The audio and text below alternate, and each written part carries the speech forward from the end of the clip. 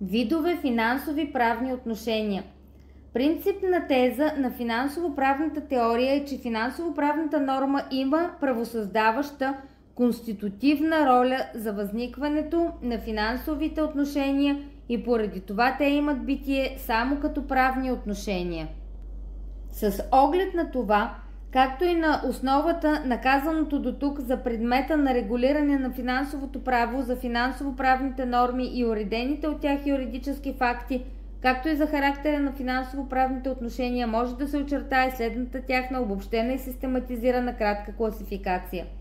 На първо място са властнически организираните парични финансови правоотношения, които включват три основни вида правни връзки, чрез които се управляват публичните финанси като система от приходно-разходни сметки – приходни, разходни и балансиращи. На второ място са безобектните организационни финансови правни отношения, които обслужват възникването, развитието и прекратяването на паричните отношения. Тук се очертават 6 вида правни връзки – финансови, устройствени, финансово-планови, финансово-контролни, финансови, контролно-юрисдикционни, финансово-изпълнителни и финансово-обезпечителни. Устройствените и плановите правни отношения имат административен характер. Контролните и контролно-юрисдикционните отношения административно-процесуален характер, а финансово-изпълнителните и финансово-обезпечителните отношения са спорни отношения с процесуален характер, който ги прави еднотипни с гражданско-процесуалните, изпълнителни и обезпечителни правни отношения. Това, което обединява всички организационни непарични финансови правни отношения, е техният властнически характер. Именно властническият характер плюс обслужващото предназначение, което тези правни отношения имат спрямо паричните правни връзки, приходни, разходни и балансиращи, им придават финансово-правната идентичност, която не е налице при договорните частно-правни отношения, дори когато тези отношения са част от механизма за постъпване на приходи и извършване на разходи в системата на публичните финанси. Не са финансово-правни отношения приходните и разходните парични отношения при функционирането на такива фондове, като ФКИ и Гаранционния фонд по член 518 от КЗ.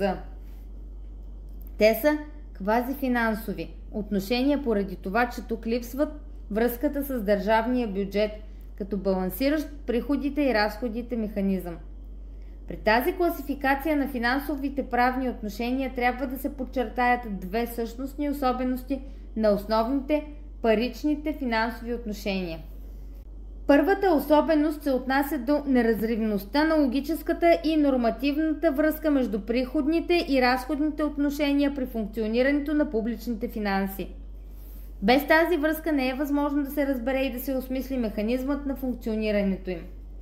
На второ място се откроява ролята и значението на балансиращите правни връзки.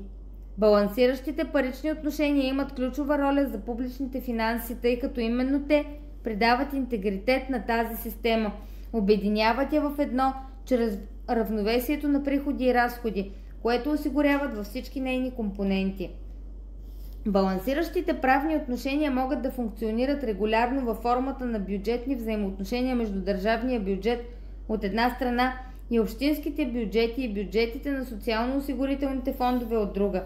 Те могат да функционират и при случаи ад-хок, когато е необходимо да се покрие недостигът от приходи и съответно да се осигурят средства за разходи на такива компоненти от системата на публичните финанси, като например ФГВБ, ФГВРС, финансите на държавните предприятия. В този смисъл тези отношения се основават само на предвидена в финансовия закон възможност за уравновесяване на определени приходно-разходни сметки.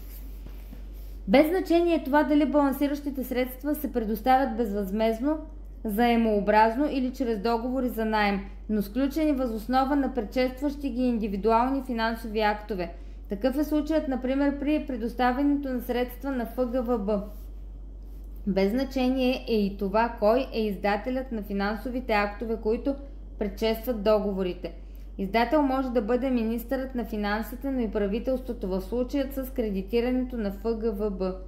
Наред с балансиращата си функция по отношение на изричното дефиниране в ЗПФ звена, финансовата система, общински бюджети, социално-осигурителни фондове, автономни бюджети, организации по член 13 алинея 3 от ЗПФ и сметки на европейски средства чрез заеми и субсидии в рамките на балансиращите финансово-правни отношения се приобщават към системата и такива компоненти, като бюджети на БНБ, финансите на ФГВБ, ФГВРС, финансите на държавните предприятия, финансите на политически партии и на религиозни общности. В този смисъл тази особена категория финансово-правни отношения имат ролята на конститутивен фактор по отношение на посочените компоненти. Без функционирането на балансиращите финансови отношения, без техните конститутивни парични връзки, приходите и разходите на БНБ, на ФГВБ и ФГВРС, на държавните предприятия, на политически партии и на религиозни общности биха били извън системата на публичните финанси и биха имали само качеството на квазипублични или на частни финанси. В този смисъл, конститутивното действие на балансиращите финансови отношения имат и това качество да преобразува квазипублични и частни финанси в публични финанси или казано по-образно, да придава публичност на частни и на квазипублични финанси.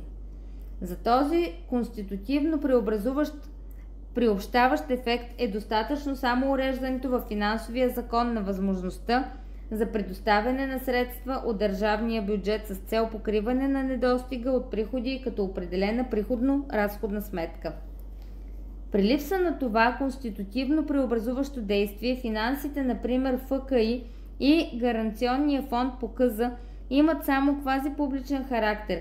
Те са квазипублични финанси, независимо от властническия метод на набиране на приходи и извършване на разходи по тях.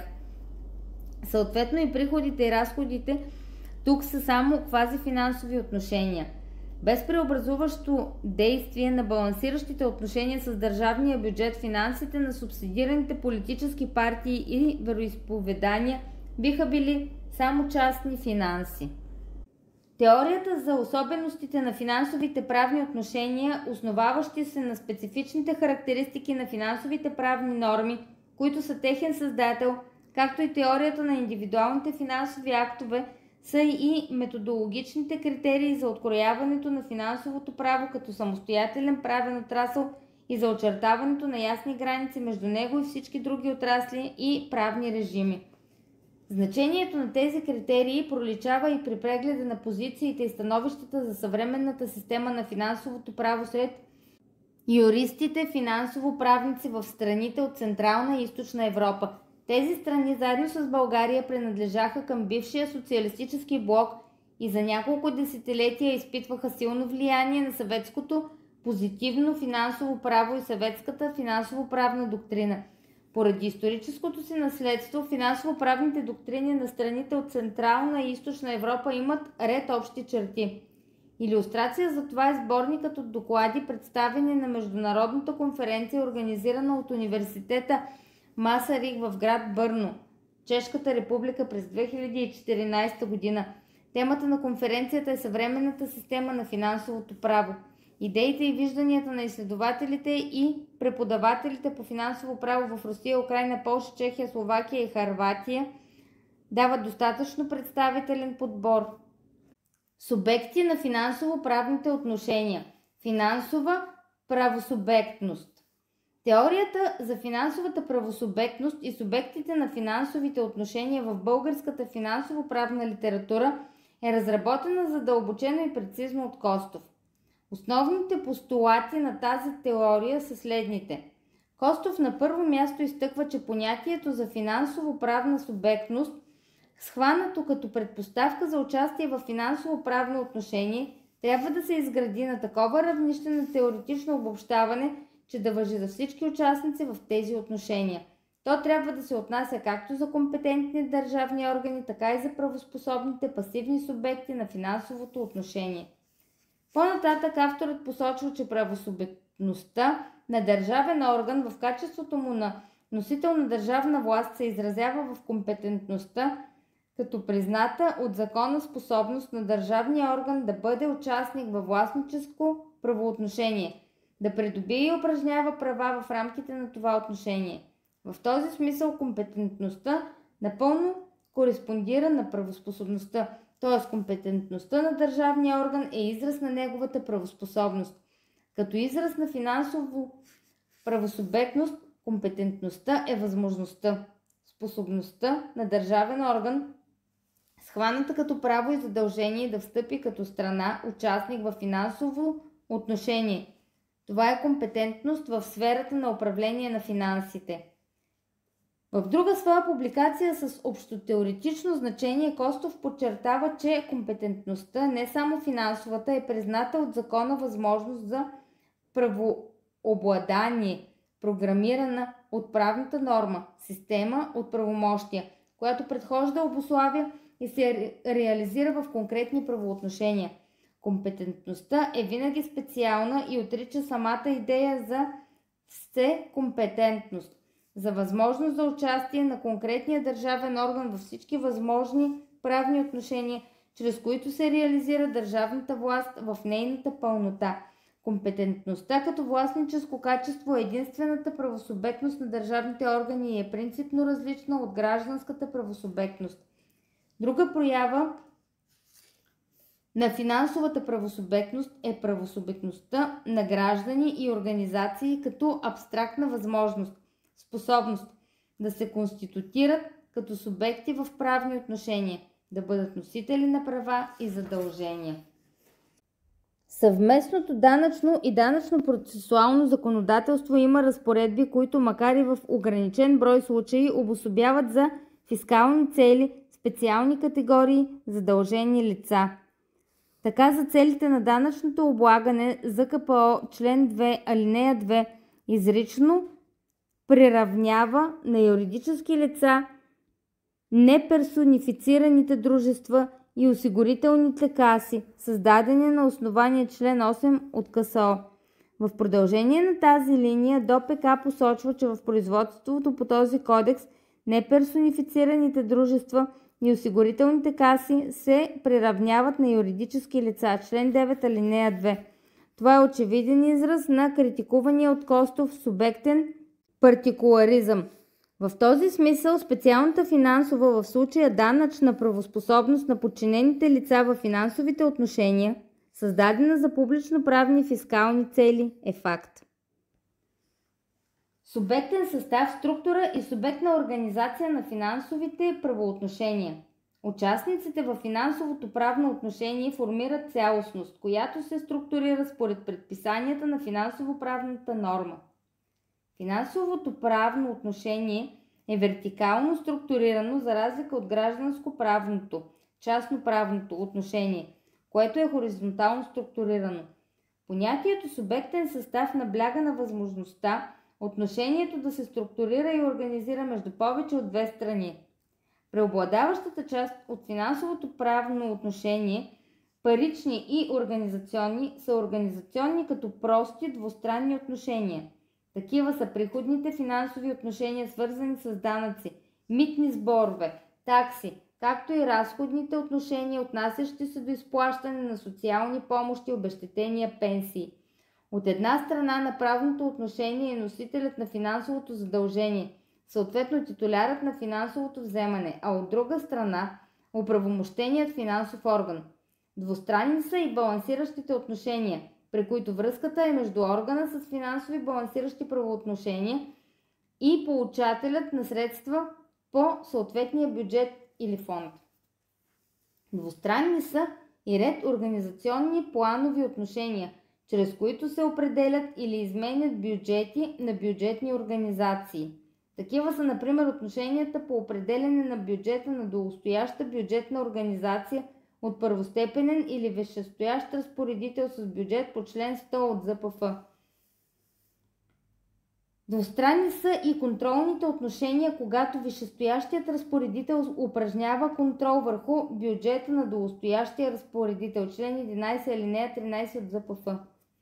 При други правни отношения се наблюдава тристранна субектна организация. Такова е отношението, което възниква между министъра на финансите и двама първостепенни разпоредители, чието бюджети той е променил въз основа на направено от тях съвместно предложение за компенсирани промени по бюджетите им. Тристранна е и субектната организация при контролно-юрисдикционните отношения, възникващи и развиващи се във връзка с административно и съдебно обжалване на финансови актове. Тук участват решаващият орган, органът, чийто акт се оспорва, и лицето, което оспорва акта. При ред отношения, свързани с различни видове последващ финансов контрол, също може да се открие тристранна субектна организация. Тристранна субектна организация има и при осъществяването на финансовото принудително изпълнение и на финансовото обезпечително производство. Страни са публичният изпълнител, публичният взискател и длъжникът. Усложнена субектна организация с 3 и дори повече от 3 страни възниква при управлението на средствата от европейските структурни и инвестиционни фондове. Усложнения в субектната организация на финансовите правни отношения. Усложненията в субектната организация на отношенията се отнасят до случаите, в които, както точно посочват Златарев и Христофоров, е налице усложнена организация в субектния състав на отделна страна в правоотношението. Т.е. когато в една от страните на финансовото правоотношение участват не един, а повече правни субекти. Авторите посочват две принципни хипотези. Първо, отговорност за чужд финансов дълг. И второ, приложимост на солидарна отговорност в финансовото право. Когато едно лице, което е задължено по закон да удържа и внася данък или задължителни осигурителни вноски, не удържи или не внесе данъка или вноските, то става солидарно. Отговорност с носителя на задължението за неудържания и невнесен данък или осигурителни вноски. При удържане, но не внасяне на данъка или осигурителните вноски, отговорността на финансовия длъжник се погасява, а длъжник по дълга остава само нарушителят. Алинея 2. В този особен случай вече очевидно е налице не солидарност, както при кумулативната субституция, а заместване в дълг на финансовия длъжник от нарушителя. Това е вече превантивна субституция. ДОПК в член 19 урежда отговорността на трето лице, което е свързано с юридическо лице длъжник и чието действия или бездействия водят като резултат до несъбиране, съответно непогасяване на финансови задължения за данъци или задължителни осигурителни вноски на длъжника. Свързаността на третото лице с длъжника на първо място е по линия на участие в управлението или представителството на юридическото лице длъжник. Такива трети лица са управителите, членовете на орган за управление, прокуристите, търговските представители и търговските пълномощници. Член 19, алинея 1. На второ място свързаността се изразява в качеството на мажоритарен собственик на капитала, включително мажоритарен съдружник или акционер. Алинея 3, 5 и 6 във връзка с член 1, точка 30 от ДР. Хипотезите на финансова субституция по отношение на управляващи и представляващи финансовия длъжник лица са две. Първата от тях предвижда като нарушение укриването на факти и обстоятелства, които по закон управител, член на управителен орган, прокурист, търговски представител, търговски пълномощник на финансовия длъжник е бил длъжен да обяви пред орган по приходите или публичен изпълнител и вследствие на това нарушение не могат да бъдат събрани задължения за данъци или осигурителни вноски. В този случай нарушителят отговаря за несъбраното задължение. Втората хипотеза предвижда, че посочено по-горе лице е извършило недобросъвестно действие, в резултат на което имуществото на длъжника е намаляло и по тази причина не са погасени задължения за данъци или задължителни осигурителни вноски. Недобросъвестното действие се изразява в: първо, плащания в натура или в пари от имуществото на задълженото лице, представляващи скрито разпределение на печалба или дивиденд, или в отчуждаване на имущество, включително на предприятието на задълженото лице, безвъзмездно или по цени значително по-ниски от пазарните. Второ, обременяване с тежести на имуществото на задълженото лице за обезпечаване на чужд дълг и то да бъде осребрено в полза на трето лице. Алинея 2. Отговорността за непогасените задължения е до размера на извършените плащания, съответно до размера на намаляване на имуществото. Алинея 3. И в двете хипотези е налице кумулативна субституция, като нарушителят отговаря солидарно с юридическото лице, което е финансов длъжник. Втората категория свързани лица, спрямо които се прилага режимът на кумулативна финансова субституция, са мажоритарните собственици на капитала, включително мажоритарните съдружници или акционери. Хипотезите са следните. Мажоритарните сътрудници или акционери в юридическото лице длъжник носят отговорността за неговите финансови задължения, когато по тяхно решение са извършени недобросъвестни действия по член 19, алинея 2 и алинея 3. При неплатежоспособно, съответно свръхзадлъжнено дружество длъжник, мажоритарните притежатели на капитала, които недобросъвестно прехвърлят притежавани от тях дялове или акции, така че да прераснат да бъдат мажоритарни съдружници или акционери, отговарят за непогасените задължения за данъци и осигурителни вноски. Отговорността е пропорционална на участието им в отчуждената част от капитала. Недобросъвестността е налице, когато съдружникът или акционерът е знаел, че дружеството е свръхзадлъжнено или неплатежоспособно и разпореждането е извършено преди по-ранната от двете дати. Обявяване в търговския регистър на молба на длъжника за откриване на производство по несъстоятелност, вписване на решение на съда по несъстоятелността за откриване на производство по несъстоятелност на длъжника. Алинея 5. При скрито разпределение на печалбата, собствениците на капитала, включително съдружници или акционери, отговарят за неплатените задължения за данъци и осигурителни вноски на длъжника и юридическо лице за периода, в който са притежавали това качество, до размера на полученото, освен ако скритото разпределение е декларирано. Нормативните разрешения за отговорността на мажоритарни съдружници и акционери за задължения на дружеството са безпрецедентни за българското законодателство. На плоскостта на данъчното право се пренебрегва принципа на ограничената отговорност на съдружниците, който е конститутивен и същностен за ред търговски дружества и съдружници в тях. Акционерно дружество, дружество с ограничена отговорност, командитно дружество с акции. Съдружници, които са извършили нарушенията, предвидени в ДОПК, стават отговорни за финансовите задължения на дружеството. Безспорно е, че в основата на тези нормативни решения стои идеята за така наречената проникваща отговорност, при която се пренебрегва отделната правосубектност на корпоративното юридическо лице – търговското дружество. Законодателното послание е ясно и категорично. Предимствата на отделната правосубектност на търговското дружество и ограничаването на отговорността на съдружниците за неговите задължения към фиска са приложими само при законосъобразно поведение на съдружниците. Правонарушенията, които са посочени към увреждане на интересите на фиска във връзка с данъчни и осигурителни вземания, лишават съдружниците и акционерите от привилегията на ограничена отговорност. Разбира се, става дума за съдружници или акционери, които са извършили нарушения при упражняване на управленската власт чрез вземане на съответни вредоносни решения. Член 19, алинея 3 от ДОПК. Такава власт е характерна именно за мажоритарни съдружници и акционери.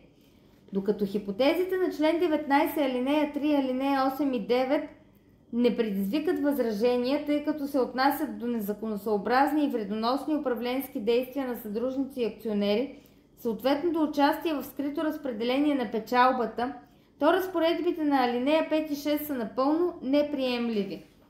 Прехвърлянето на дялове и акции, дори да е недобросъвестно съзнание за лошо финансово състояние на дружеството, само по себе си не е незаконосъобразно и вредоносно управленско действие. Поради това прехвърлянето не може да оправдае натоварването на мажоритарен съдружник или акционер с отговорност за задълженията на дружеството. Тук сме изправени пред неоправдан и необоснован фискализъм, който грубо нарушава правото на инвестиране и на участие като инвеститор в търговска дейност. Стои открит въпросът и за конституционносъобразността на тези разпоредби. Особеното при този режим е, че солидарното задължение на нарушителя трябва да се реализира след като обезпеченото производство и принудителното изпълнение са насочени първо към имуществото на задълженото юридическо лице, член 20 от ДОПК. Тази предписана от ДОПК поредност при реализацията на солидарността е аналогична на поредността при реализиране на солидарността при събирателното търговско дружество и неговите съдружници. Член 88 от ТЗ повелява, че принудителното изпълнение на задължения на събирателното дружество се насочва най-напред срещу дружеството, а при невъзможност за удовлетворение срещу съдружниците. Тази отговорност в литературата по търговско право се определя като акцесорна и субсидиарна. В този смисъл, при финансовите задължения по член 19-20 от ДОПК може да се направи извода, че солидарността е акцесорна и субсидиарна и в известна степен благоприятства нарушителя, доколкото той е длъжник от втори ред. Следваща хипотеза на кумулативна финансова субституция е при наложен запор като обезпечителна мярка в рамките на принудителното изпълнение на финансови задължения. Лицето, което изплати на длъжника вземания или му придаде вещи, въпреки наложения запор, отговаря солидарно с него за изплащането или предаденото до размера на задължението с лихвата след плащането. Член 211 алинея 1 от ДОПК. Когато изплащането е извършено от лице или от неперсонифицирано дружество, заедно с него отговарят солидарно управителят, членовете на управителния орган или управляващият съдружник, които са допуснали изплащането. Алинея 2. Тук обаче липсва установена поредност по член 20 от ДОПК, съответно субсидиарността, което утежнява режима на солидарността по отношение на нарушителя. Отговорността се реализира като публичният изпълнител издава разпореждане за изпълнение, като може да приложи предвидените в кодекса обезпечителни мерки и изпълнителни действия. Алинея 3.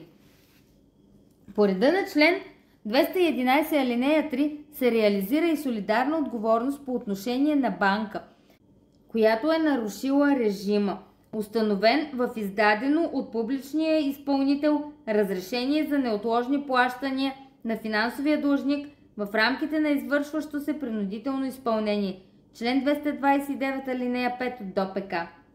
Подобни са хипотезите, уредени в член 265 от ДОПК при възлагането на солидарна отговорност по отношение на нотариус или съдия по вписванията. Солидарността възниква като последица от нарушаването на установения в член 264 от ДОПК режим на удостоверяване и погасяване на финансови или други публични задължения при прехвърляне или учредяване на вещни права, свързани с недвижими имоти, включително и при апортиране на такива права в капитала на търговски дружества, при вписване на ипотека или особен залог, както и при прехвърляне на моторни превозни средства. В ЗДДС е предвидена хипотеза за отговорност за чужд дълг, която се отнася до регистрирано лице, което е получател по облагаема доставка, доколкото е използвало право на приспадане на данъчен кредит, свързан пряко или косвено с дължимия и внесен данък. Член 177 алинея 1. Доставката трябва да е предвидена да заобикаля закона или да е на цена, която значително се отличава от пазарната. Алинея 3.2. И тук е налице субсидиарна солидарност, тъй като отговорността се реализира по отношение на лицето, което е пряк получател на доставката, по която не е внесен дължимия данък. А когато събирането е неуспешно, отговорността може да се реализира на всеки следващ получател по реда на доставките. Алинея 6. Този режим се прилага и за предходните доставчици. Алинея 7. Общото във всички изброени до тук нормативни разрешения в ДОПК и ЗДДС е, че субституцията е следствие от претендирано нарушение на финансовия закон. Наред с отговорността за чужд финансов дълг като последица от правонарушение, действащото законодателство предвижда и други нормативни разрешения, установяващи солидарна отговорност за финансов дълг, но без да е налице нарушение. Най-старото от тях, датиращо още от времената на социалистическата държава и възпроизведено и в действащия ЗМДТ, е за солидарната отговорност за местния данък при придобиване на имущества. Член 45 алинея 1 предвижда, че когато е уговорено, че данъкът се дължи от двете страни, те отговарят солидарно. А ако е уговорено, че данъкът се дължи от прехвърлителя, другата страна отговаря като поръчител, т.е. пак солидарно. Солидарна отговорност предвижда и ЗДДС за така нареченият акредитиран представител на чуждестранно лице, който го представлява по всички негови данъчни правоотношения в страната. Член 135, алинея 1-3. Солидарна е отговорността на данъчния представител на чуждестранно лице в страната, предвидена в член 57б, алинея 5 от ЗАДС. В изброените нормативни разрешения солидарната отговорност не е последица от правонарушение, а възниква на основание на сключени законосъобразни сделки по ЗМДТ и извършвана законосъобразна представителна дейност на територията на страната. Хипотезите на представителството на чуждестранно лице, уредени в ЗДДС и ЗАДС. Тук е налице фискален прагматизъм в чист вид, който е във вреда на лица, извършващи правомерни сделки и действия, и в този смисъл е напълно неприемлив. За този вид солидарност критиката на Костов, Златарев и Христофоров е напълно обоснована и справедлива. Стои открит въпросът за конституционосъобразността на посочените разпоредби на ДОПК, ЗМДТ, ЗДДС и ЗАДС, които са израз на откровен и напълно неоправдан фискализъм. С факта на нарушението, нарушителят излиза от приложеното поле на конституционната норма и наложения му финансов дълг вече не следва да се оразмерява само с оглед на неговите доходи и имущества. Тук вече отношенията стоят на санкционна, а не на обичайна данъчно-правна основа.